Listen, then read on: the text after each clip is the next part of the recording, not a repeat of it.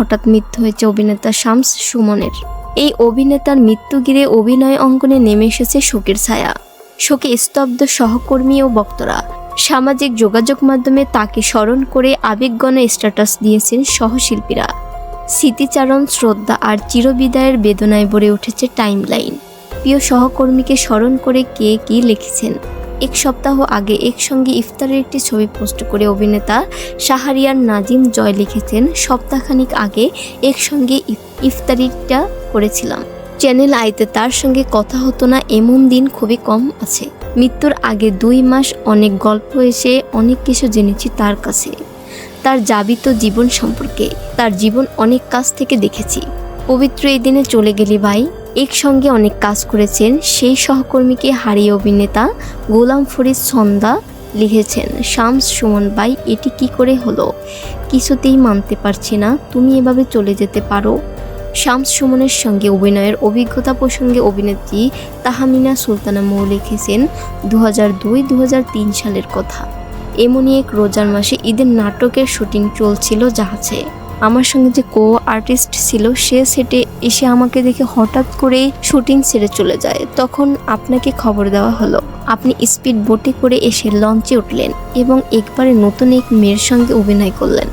সেই মেয়েটি ছিলাম আমি।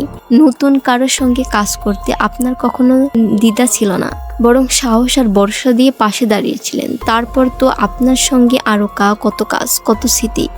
আজ সেসবই শুধু মনে পড়ছে। অভিনেত্রী বিজরি বরকত উল্লাহ লিখেছেন, যে ছিল আমাদের আড্ডার মধ্যমণি।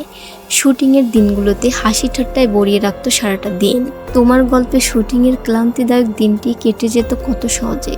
কত শত স্মৃতি, কত শত মজার ঘটনা, ঠাট্টা তামাশা, কত পরিকল্পনা, কত বুদ্ধিদীপ্ত চিন্তা। তোমার সেই প্রাণ খোলা হাসি হয়তো আর আড়ালে কত কিছু না লুকিয়ে রাখতে।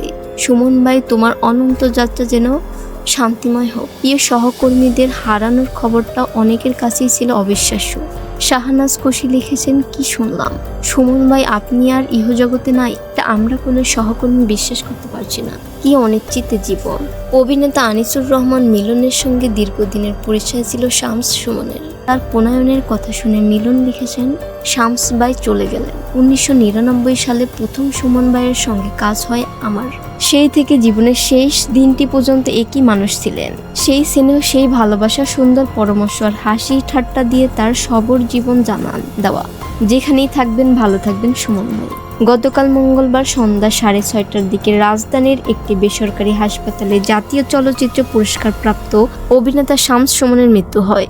তার বয়স হয়েছিল 61 বছর। তিনি স্ত্রী, 2 ছেলে ও 1 মেয়ে রেখে গেছেন। এই অভিনেতার জানাজা আজ বুধবার সকাল 11টায় চ্যানেল আই প্রাঙ্গণে অনুষ্ঠিত হয়।